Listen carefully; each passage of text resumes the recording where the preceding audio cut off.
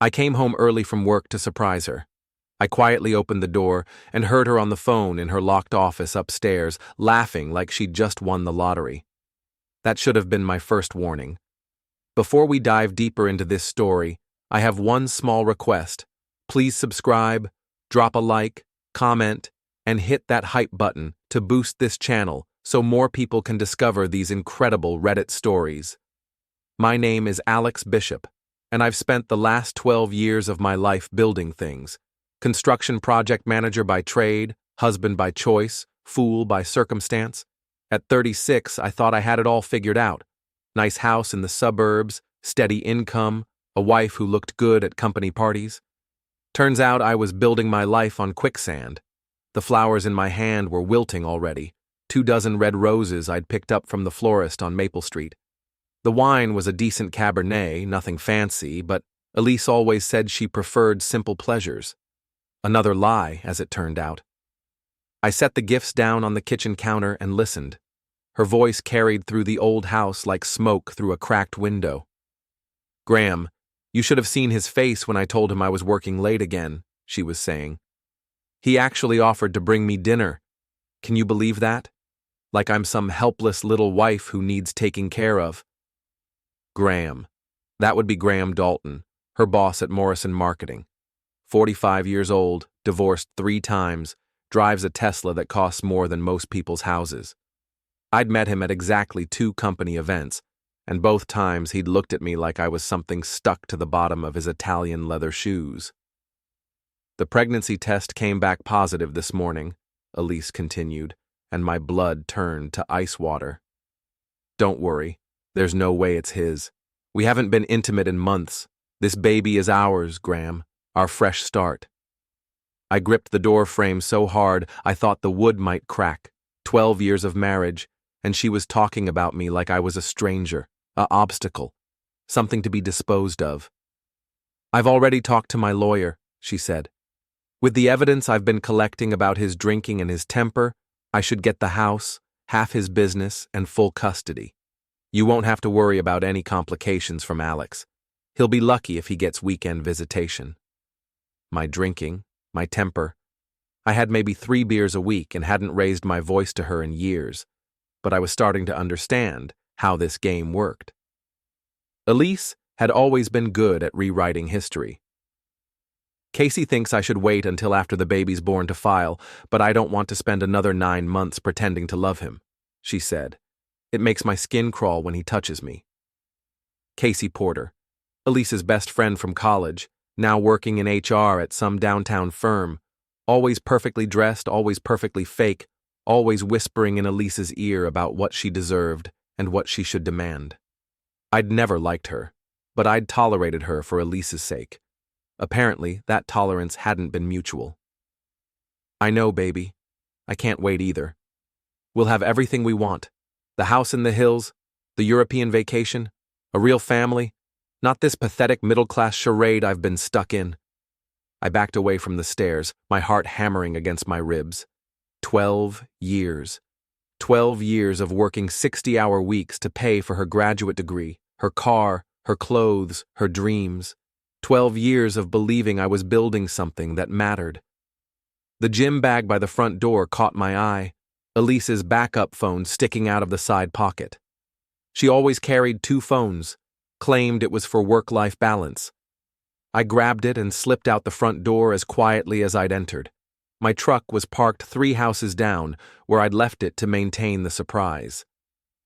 I sat in the cab for 10 minutes, staring at her phone, before I finally powered it on. No password protection. Elise had always been careless about security. The text messages made me sick. Months of planning, scheming, laughing about what a fool I was. Photos I won't describe, because some things can't be unseen. Bank statements showing transfers I'd never authorized. Meeting schedules that lined up perfectly with all those nights she'd claimed to be working late. But the worst part was the voice messages. Graham's voice, smooth and confident, talking about their future together. How they'd get rid of the construction worker and move to his place in the hills. How he'd always wanted a son, and this was his chance to start over with someone who understood his world. I called Mike Russo, my best friend since high school. Ex-cop turned private investigator, the kind of guy who'd help you move a body and never ask questions. Not that I was planning anything violent. I'm not that kind of man. But I needed someone who understood how the game was really played. Mulligan's Bar, I told him. 1 hour. And Mike, bring your work phone. We're going nuclear. The sun was setting as I drove toward downtown, and for the first time in months, I felt something other than tired resignation. Elise thought she was so smart, so careful, so far ahead of the stupid construction worker she'd married. But she'd made one critical mistake. She'd underestimated me. Mulligan's Bar hadn't changed in 20 years. Same cracked leather stools, same neon beer signs flickering against wood-paneled walls, same smell of cigarettes and broken dreams. It was the kind of place where working men came to forget their problems, not create new ones. Tonight, it felt like home. Mike was already there when I arrived, nursing a whiskey and reading something on his phone. At 37, he still looked like a cop. Broad shoulders, alert eyes, the kind of posture that suggested he could handle whatever trouble walked through the door. His private investigation business was doing well, mostly insurance fraud and cheating spouses. Tonight, he was about to get both in one package. "You look like hell," he said, as I slid onto the adjacent stool. "What's eating you?" I ordered a beer and slid Elise's phone across the scarred wooden bar. My wife is pregnant with her boss's baby and planning to take me for everything I'm worth. She's been building a case against me for months. False accusations, forged evidence, the whole 9 yards. Mike's expression didn't change, but his eyes got harder. He'd seen enough domestic cases to know how ugly they could get. How long? Based on these messages, at least 6 months of active planning, probably longer for the emotional affair. I took a long pull of beer, tasting nothing. She's got our friends convinced I'm an abusive drunk. Casey Porter is helping her document everything. Casey Porter from HR? Mike's eyebrows went up. Blonde, drives the red BMW, thinks she's God's gift to corporate America? You know her? I know her husband.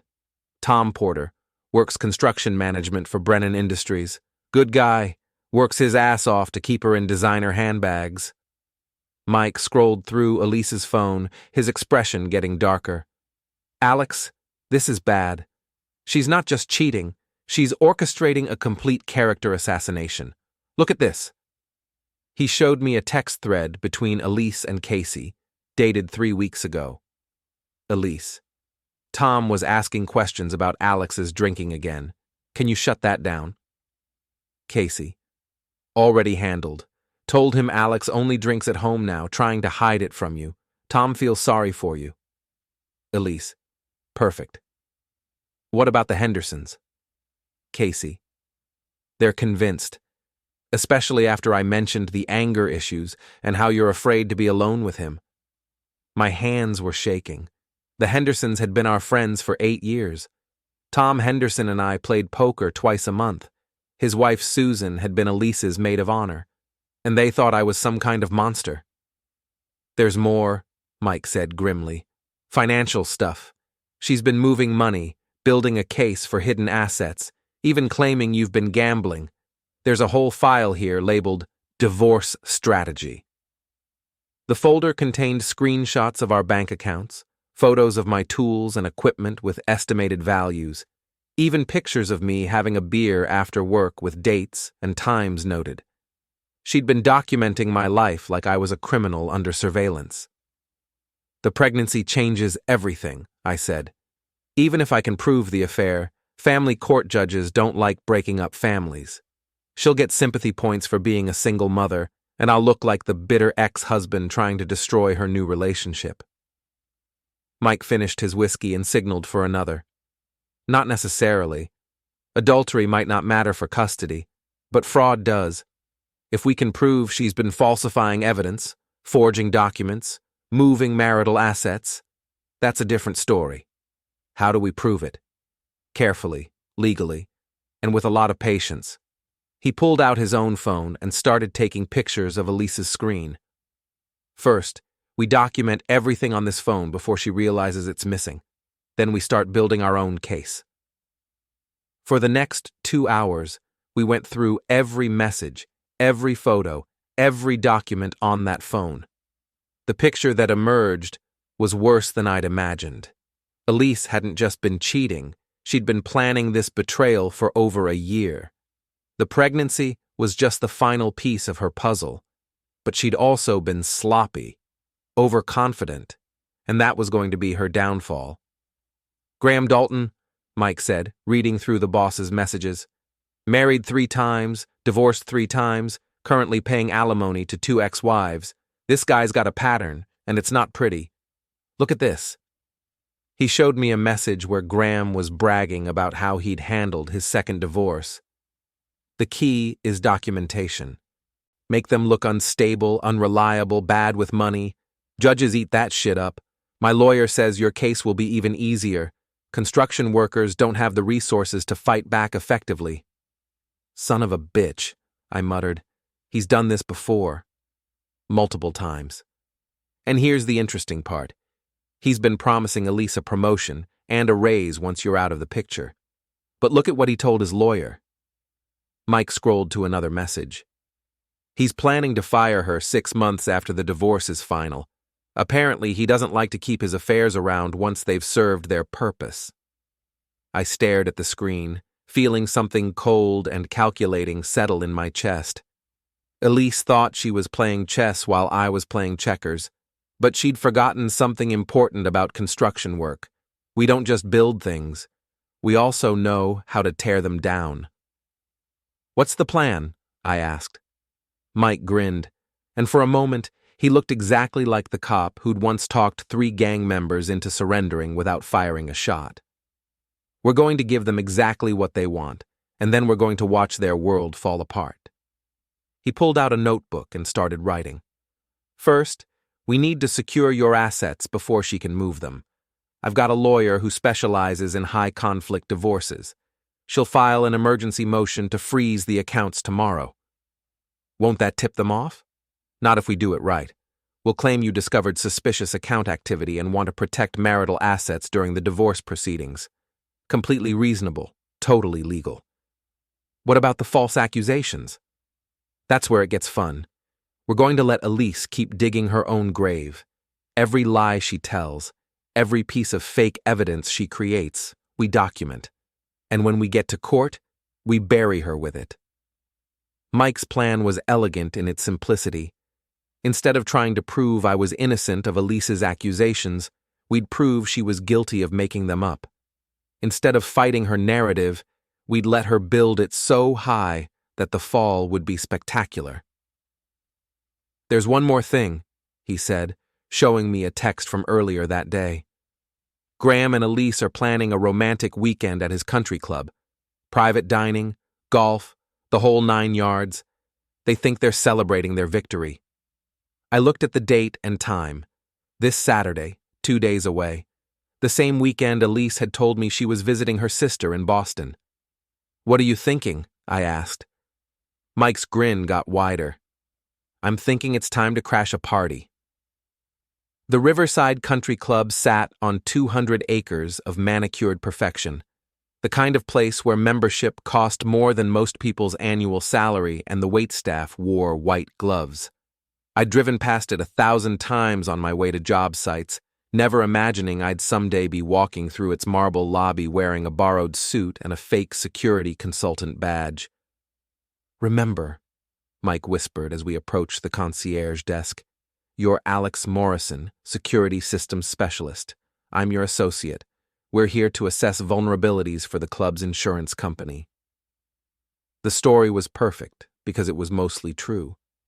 Mike's PI license gave him access to security databases, and I actually did know something about alarm systems from my construction work.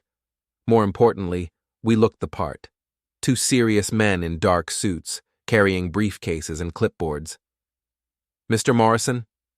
The concierge was a thin man with silver hair and the kind of practiced smile that suggested he'd seen everything twice. We weren't expecting you until Monday.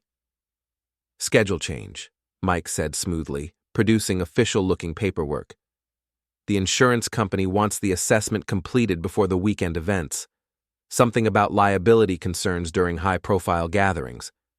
20 minutes later, we had access to the entire facility and a detailed guest list for the evening's private dining events. Graham Dalton had reserved the Oak Room for 2, with champagne service and a view of the 18th hole. Elise was listed as his guest. There, I said, pointing through the restaurant's floor-to-ceiling windows. Black Tesla, vanity plates that say winner. That's Graham's car. And there's your wife, Mike said quietly. Elise looked stunning in a red dress I'd never seen before, laughing at something Graham was saying as they walked toward the club's entrance. She was glowing in that way pregnant women supposedly glow, though I now knew it had nothing to do with carrying my child. Graham looked exactly like what he was, a successful predator in an expensive suit. Tall, silver-haired, with the kind of confidence that came from never facing real consequences for his actions. He had his hand on the small of Elise's back, possessive and casual. Phase 1, Mike said, checking his watch. You ready for this? I nodded, though my heart was hammering. The plan was simple, but required perfect timing. While they enjoyed their romantic dinner, we'd be having conversations with other club members, planting seeds that would bloom into full-grown scandals by dessert. The bar was crowded with the usual country club types, lawyers, doctors, business owners, all the people who made this city run and knew each other's secrets. Mike had done his research. He knew exactly who to talk to and what buttons to push. Mrs. Wellington, he said, approaching an elderly woman in pearls who was holding court near the fireplace. I'm Mike Russo, private investigator. I believe you know my client's wife, Elise Bishop. She's here tonight with Graham Dalton. Mrs. Wellington's eyes lit up with interest. At 75, she was the unofficial queen of local gossip and took her responsibilities seriously. Oh my, she said, glancing toward the Oak Room. I had no idea Elise was available. I thought she was married to that nice construction man. She is, Mike said quietly. That's why I'm here. Mr. Bishop hired me when he discovered the affair. Apparently, Mr. Dalton has been quite generous with company funds to support their relationship. It wasn't technically a lie. Graham had been using company money, just not the way Mike was implying. But Mrs. Wellington didn't need details. She needed ammunition. While Mike worked the gossip network, I made my way to the men's room, timing my arrival to coincide with Graham's inevitable pre-dinner visit. He was standing at the marble sink, adjusting his tie and admiring himself in the mirror. Graham Dalton, I said, extending my hand. Alex Bishop. I think you know my wife. His face went through several interesting color changes before settling on pale green. What are you doing here? Celebrating, I said cheerfully. Elise told me the good news about the baby. Congratulations, by the way. I hope you're ready for the responsibility. Graham's mouth opened and closed like a fish out of water. I don't know what you're talking about. Sure you do. Elise is pregnant with your child. You're planning to marry her after our divorce is finalized, and you've been helping her build a case against me for months. I leaned against the sink, casual as Sunday morning. The question is, are you ready for what comes next? Are you threatening me?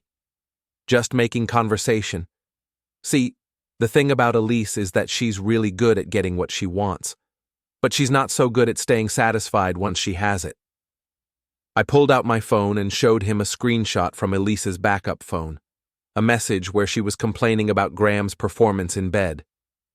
She's been sharing some interesting details with her girlfriends. Graham's face went from green to red. You son of a bitch. Now, no need for name-calling. We're all adults here. I put the phone away and straightened my borrowed tie. Enjoy your dinner. And Graham? You might want to check your car before you leave tonight. Someone mentioned seeing teenagers in the parking lot earlier. I left him standing there, staring at his reflection in the mirror like he was seeing a stranger. Outside, Jake Martinez was waiting by Graham's Tesla with a shopping bag and a mischievous grin. At 18, Jake was my youngest crew member and the closest thing I had to a son. He was also completely fearless and utterly loyal, which made him perfect for certain types of errands. "All set, boss," he said, showing me the contents of the bag. Shrimp paste under the door handles, sardine oil in the air vents, and a few other surprises. Nothing permanent, nothing that'll cause real damage, but he's going to remember this night for a long time. "And the other thing?" Jake held up a small device that looked like a garage door opener. "GPS tracker, just like you asked. Military grade, battery life of 6 months. Once this is attached to his car, you'll know everywhere he goes." While Jake worked on the Tesla, I rejoined Mike in the bar. The gossip network was already buzzing with speculation about Graham and Elise's relationship, and Mrs. Wellington was holding court like a queen dispensing royal decrees. "The poor man," she was saying, presumably about me. 12 years of marriage, and she's been carrying on right under his nose, and with that awful Graham Dalton, of all people. Did you know he's been married 3 times? 3! That man collects wives like some people collect stamps. "I heard he's been using company money to pay for their little rendezvous," added another woman whose name I didn't catch. "Hotel rooms, jewelry, expensive dinners. If the board finds out, he'll be finished." Mike caught my eye and nodded toward the oak room. Through the windows we could see Elise and Graham at their table, but their body language had changed. Instead of romantic intimacy, there was tension. Graham kept checking his phone, and Elise was talking rapidly, gesturing with her hands. "Think he told her about your little bathroom conversation?" Mike asked. "Probably, but that's not what's bothering him." I showed Mike my own phone, where I'd been monitoring Elise's backup device. "She's been getting texts all evening from Casey Porter. Apparently there's been some drama at Casey's house." The texts were delicious in their desperation. Casey: "Tom knows about Vanessa. He found the photos." Casey: "He's threatening to tell her husband. You have to help me." Casey: "Elise, answer your phone. This is falling apart." Vanessa Shaw was Casey's assistant and supposed best friend. She was also, according to the evidence on Elise's phone, sleeping with Casey's husband, Tom. Elise had been covering for both of them, playing all sides against each other. But tonight, Tom Porter had finally discovered his wife's betrayal and her friend's complicity. And he was not the forgiving type. "How did Tom find out?" Mike asked. I grinned. Someone sent him anonymous copies of text messages between his wife and her friend, along with some very interesting photos from Casey's phone. Someone who believes in truth, justice, and the American way of revenge. Mike laughed, the first genuine laugh I'd heard from him all week. "You magnificent bastard. You're not just taking down Elise and Graham, you're dismantling their entire support network." Through the restaurant windows, we watched Graham stand up abruptly, throwing his napkin on the table. Elise grabbed his arm, trying to pull him back down, but he shook her off and stalked toward the exit. "Showtime," I said. We followed them outside, staying in the shadows as they approached Graham's Tesla. In the parking lot's elegant lighting, we had a perfect view of the coming disaster. Graham reached for his door handle and immediately jerked his hand back, cursing. The shrimp paste was invisible but unmistakable in its effect. He tried the other door with the same result, then stood there staring at his car like it had personally betrayed him. "What's wrong?" Elise asked, still in her red dress and heels, looking like a movie star who'd wandered onto the wrong set. "Someone sabotaged my car," Graham said, wiping his hands on his jacket. This smells like—" He didn't finish the sentence, but his face said everything. The smell of rotting seafood was beginning to permeate the evening air, and other club members were starting to notice. "Maybe we should call a cab," Elise suggested. Graham's phone buzzed. He looked at the screen and his face went white. "What is it?" Elise asked. My wife, he said quietly. My ex-wife. She's at the police station filing a complaint about harassment.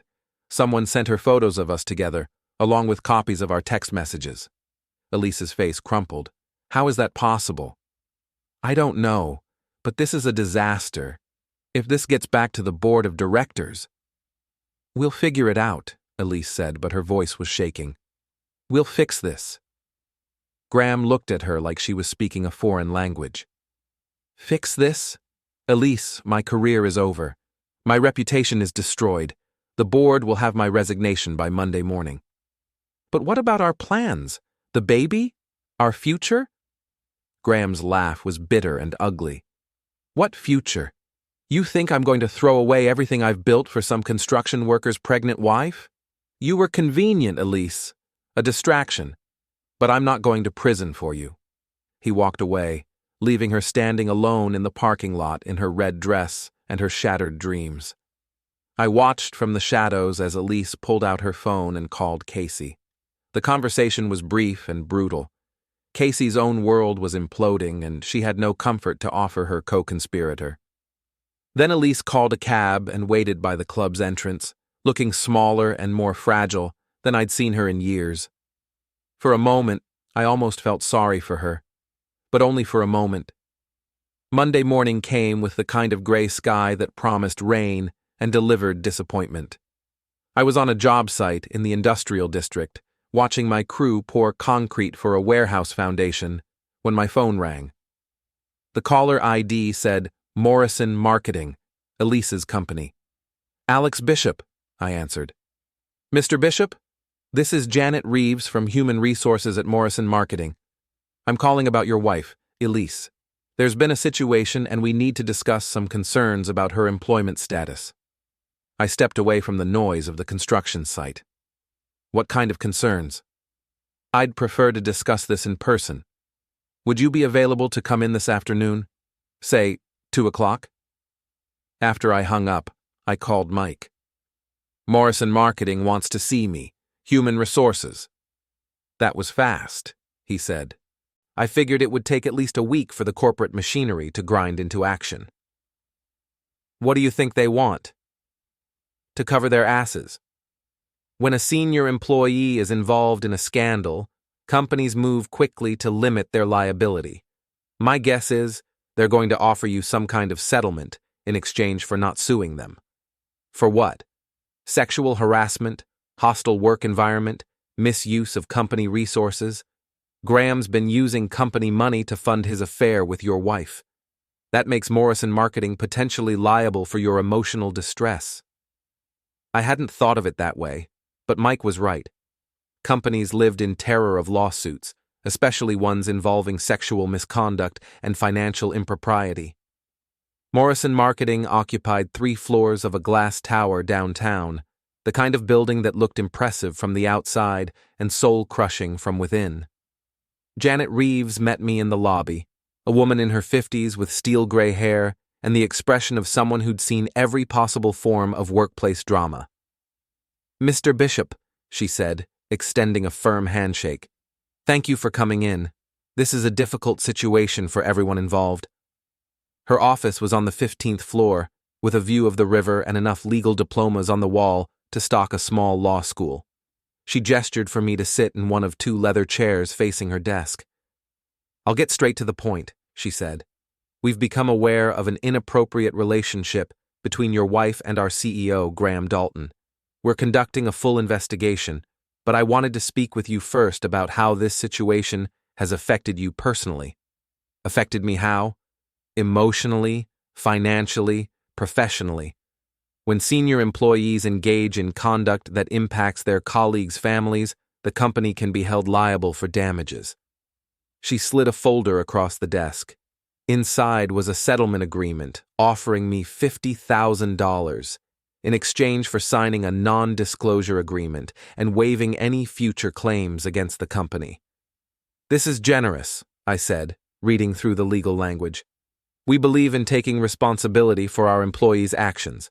Mr. Dalton's behavior was unacceptable, and we want to make sure you're compensated for any harm you've suffered. What's happening to Graham?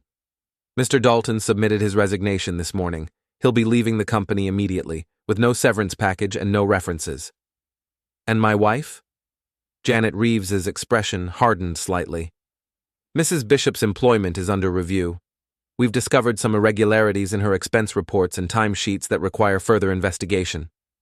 Translation: Elise was about to be fired for fraud, and the company wanted to make sure I wouldn't sue them when it happened. I'll need to review this with my attorney, I said, closing the folder. Of course, but I should mention that this offer is time-sensitive. We'll need a response by the end of the week. I left Morrison Marketing with the settlement agreement in my briefcase and a grim satisfaction in my chest. Graham's career was over, Elise was about to lose her job, and I was being paid for the privilege of watching their world collapse. But the day's entertainment wasn't finished. My phone rang as I was walking to my truck. The caller ID showed Casey Porter's number. Alex? Her voice was shaky, desperate. I need to talk to you. It's about Elise and Tom and this whole mess. Can we meet somewhere?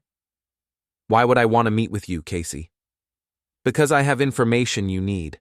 About what Elise has been planning, about the fake evidence she's been creating. I'll tell you everything. But I need your help.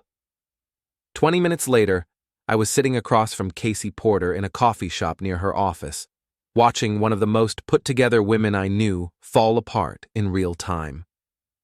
Her usually perfect hair was disheveled, her makeup was smeared, and her hands were shaking as she clutched her coffee cup.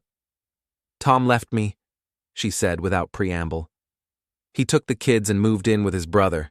He's filing for divorce and demanding full custody. I'm sorry to hear that. No, you're not. You're the one who sent him those photos, aren't you? You and that private investigator friend of yours. I didn't confirm or deny it. Sometimes silence was the most powerful response. Look, Casey continued, I know I helped Elise with her plan. I know I said terrible things about you, spread rumors, helped her build a case, but I never thought it would go this far. How far did you think it would go? I thought she'd get a divorce, take half your assets and move on with her life. I didn't know about the pregnancy, about Graham, about any of the really crazy stuff. But you knew she was lying about me. The drinking, the anger issues, all of it. Casey's face crumpled. Yes, but Elise was so convincing, so certain that you were holding her back, that she deserved better. She made it sound like she was the victim. And now? Now I realize she's been playing all of us. Me, Tom, Vanessa, probably Graham too.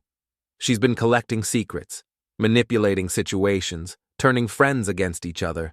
And when everything falls apart, she walks away and leaves the rest of us to deal with the consequences. Casey reached into her purse and pulled out a flash drive. This contains everything. All the emails, text messages, recorded phone calls. Elise has been documenting her plan to destroy you for over a year. But she's also been documenting everyone else's secrets, including mine. I took the flash drive. Why are you giving me this? Because Tom won't listen to me, but he might listen to you. If you can prove that Elise manipulated me into helping her, that I was just another one of her victims, maybe he'll give me another chance. And if I don't help you, then I lose everything. My husband, my kids, my job, my reputation, everything I've worked for, gone. I studied Casey's face, looking for signs of deception, but all I saw was genuine desperation. She was finally understanding what I'd figured out weeks ago.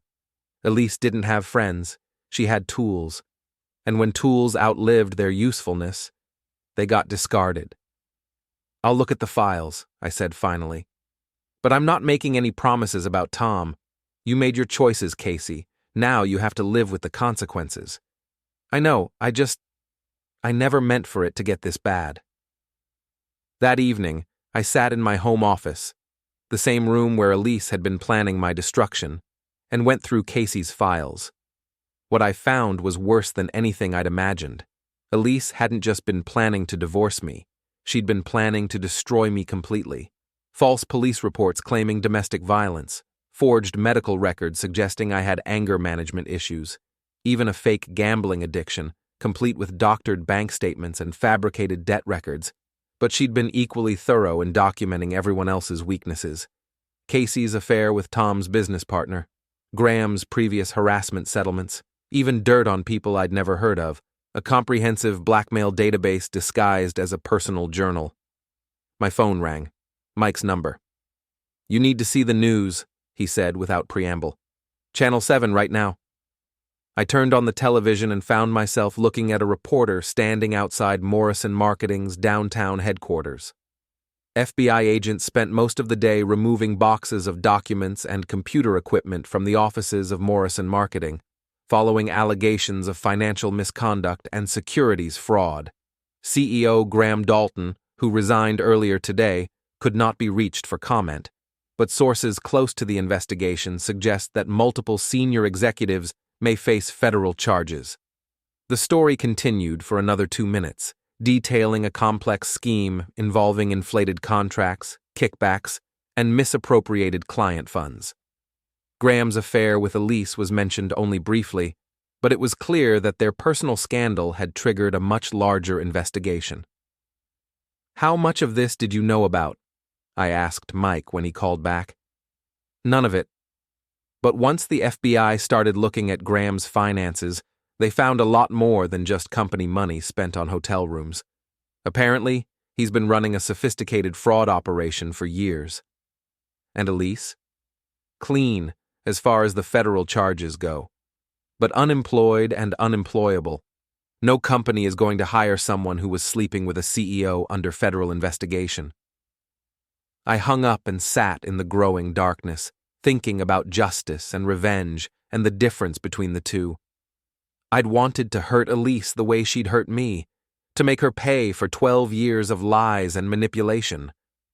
But what was happening now went far beyond anything I'd planned. She was losing everything: her job, her lover, her friends, her future. The baby she was carrying would grow up knowing that his father was a federal criminal and his mother was a woman who'd destroyed her own life for a fantasy.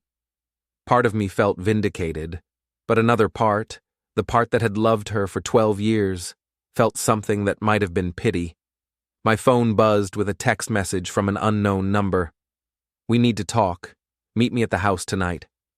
E." I stared at the message for a long time, then typed back, "Your house, your mess. Figure it out yourself." But even as I sent the message, I knew this wasn't over. Elise was desperate now, and desperate people did unpredictable things. She still had cards to play, and I had a feeling she was about to play them all. Elise was waiting for me when I got home from work Tuesday evening, sitting in her BMW in my driveway like she still belonged there. She looked terrible. Pale, exhausted, her usually perfect hair pulled back in a messy ponytail. The red dress from the country club had been replaced by jeans and a wrinkled blouse that suggested she'd been sleeping in her car. I parked my truck and walked toward the house, ignoring her completely. But she got out of her car and followed me to the front door. "Alex, please. We need to talk." "No, we don't." I unlocked the door and stepped inside, but she pushed past me before I could close it. "5 minutes. That's all I'm asking." "You're trespassing. Get out." "This is my house, too. Legally, I have every right to be here." She was correct, technically. We were still married and the house was joint property.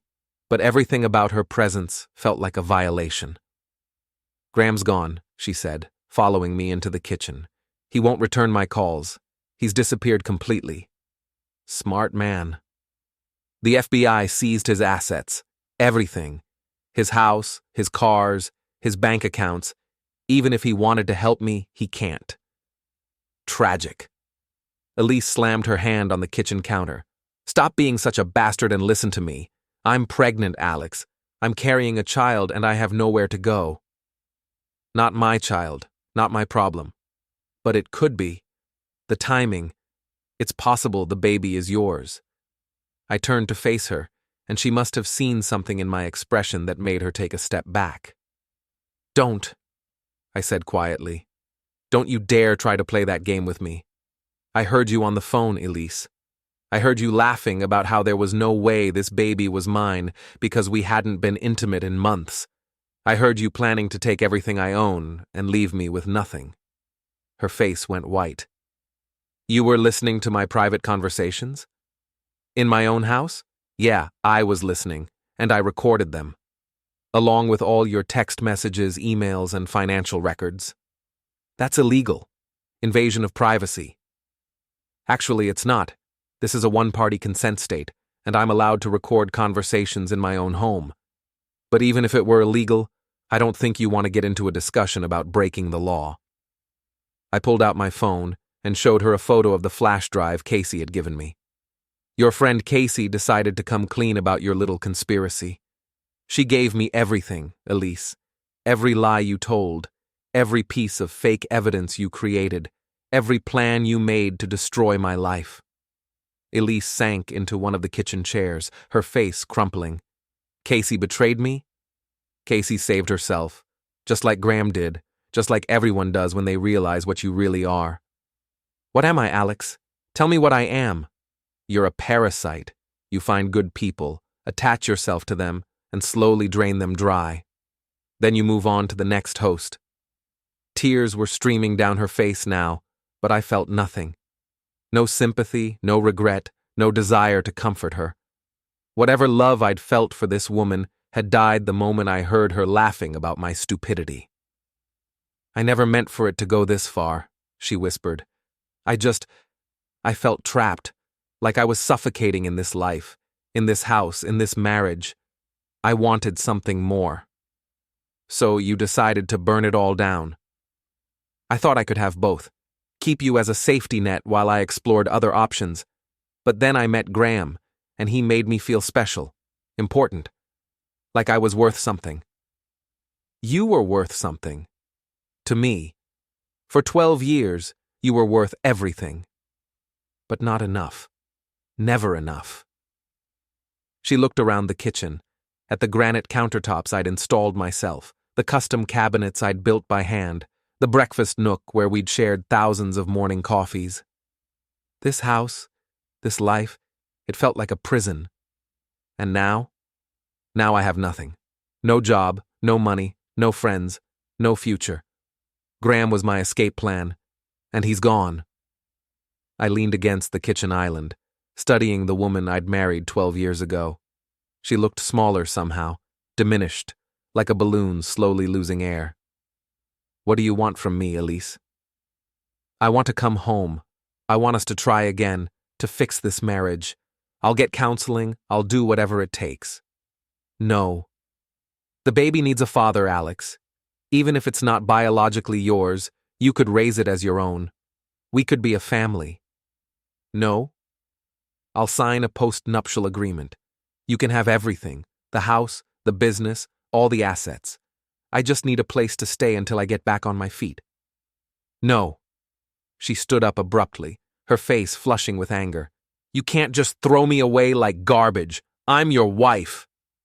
You threw yourself away. I'm just acknowledging reality. Fine. If you won't help me voluntarily, I'll make you help me. I still have rights, Alex. Legal rights.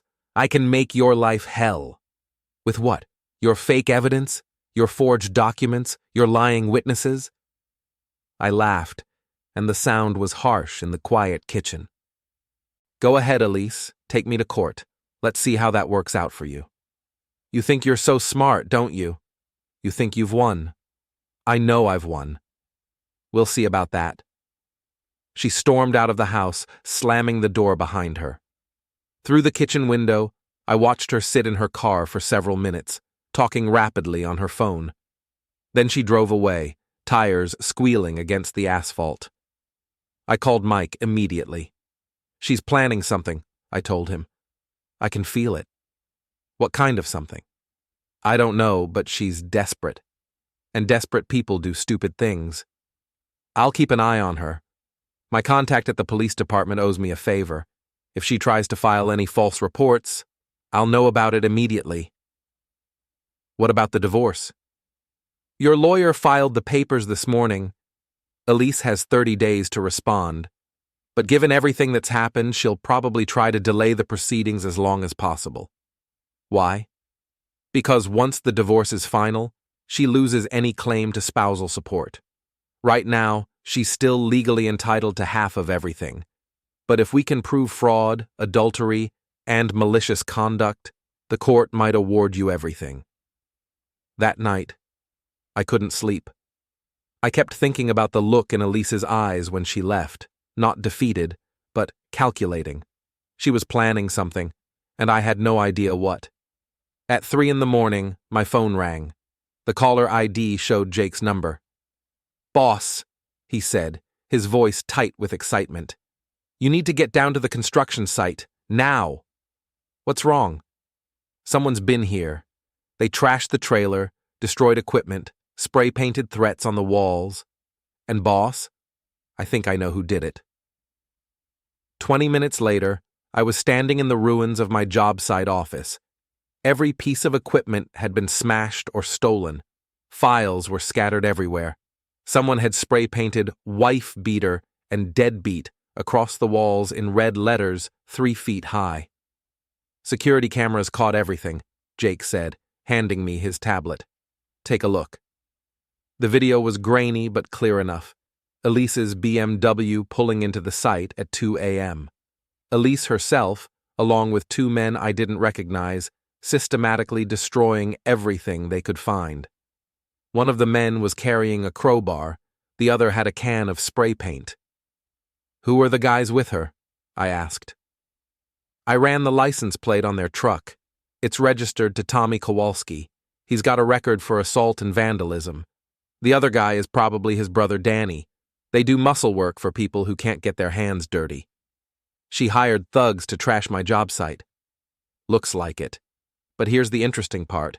They were looking for something specific. Watch this."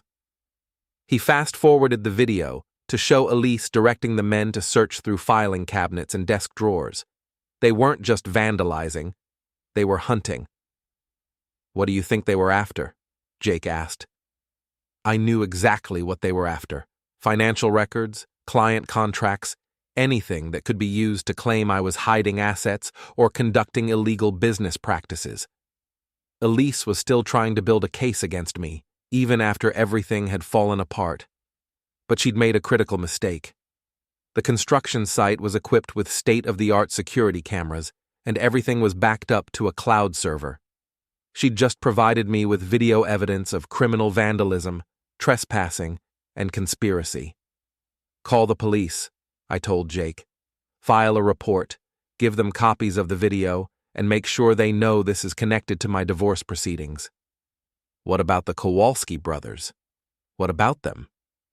"They're not going to be happy when the cops come knocking.